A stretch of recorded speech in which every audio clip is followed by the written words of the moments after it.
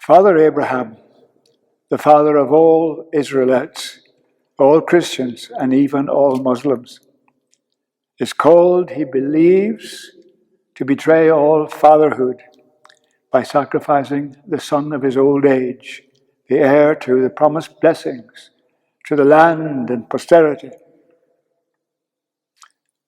Abraham does not know how many generations it will take to fulfill these promises.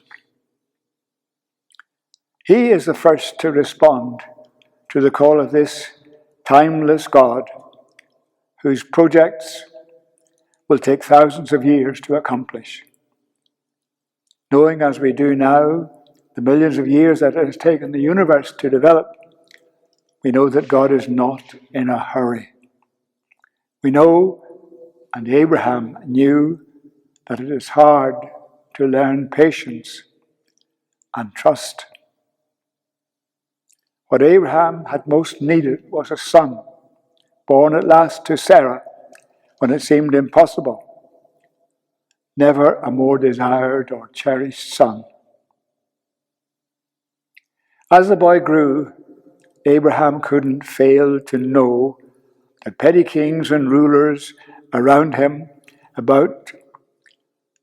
who wished to found a city or a people began with a sacrifice to their God, and it had to be something really precious. In his long waiting, Abraham came to the conclusion, he was not far from paganism himself, that he must give to his God what he most treasured. So maybe he was called to sacrifice his child. When he couldn't get it out of his head, he no longer was able to tell whether it was his own idea or God's call to him. And so it appears in the text as God putting Abraham to the test. Could he do it? Every fiber of his body said no. Was he less generous than those around him of lesser gods? He steeled himself to do it. The Genesis writer takes that and makes God the director of the drama, arranging the set, Mount Moriah, later known as Mount Zion, the supposed place where Solomon built the first temple of God, and the actors and the props. Abraham carried the fire and the knife, Isaac the wood for the sacrifice. "Father, where is the lamb for the sacrifice?" said the boy innocently. "Son," he said, "God will provide the lamb." Abraham, oh so slowly, built an altar, arranged the wood on the altar, bound the boy, put him on the wood, and reached for the knife. When a compelling voice came from heaven, "Abraham, Abraham, do not harm the boy. For now I know that you fear God and would even give me your son." Looking around, Abraham saw a lamb caught in a bush, released it, and offered it in sacrifice.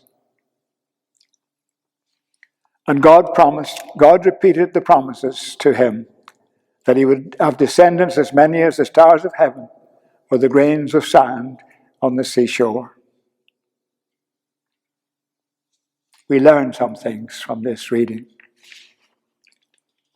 We learn that the father of countless generations must be a person of great trust in God, of staunch faith. That is also true of us, the children of Abraham. We learn too that God is the God of life, not the God of death. The message to all future generations is, never think that you are pleasing God by killing a son or a daughter. Never offer human life in sacrifice It is an abomination to God.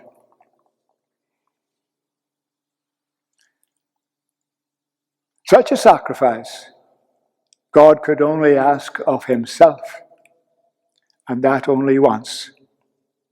This is the preview of what our second reading speaks about.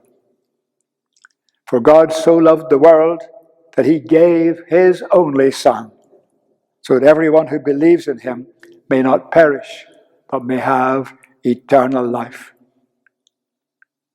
Jesus is the Lamb which God has provided, for which we are eternally grateful.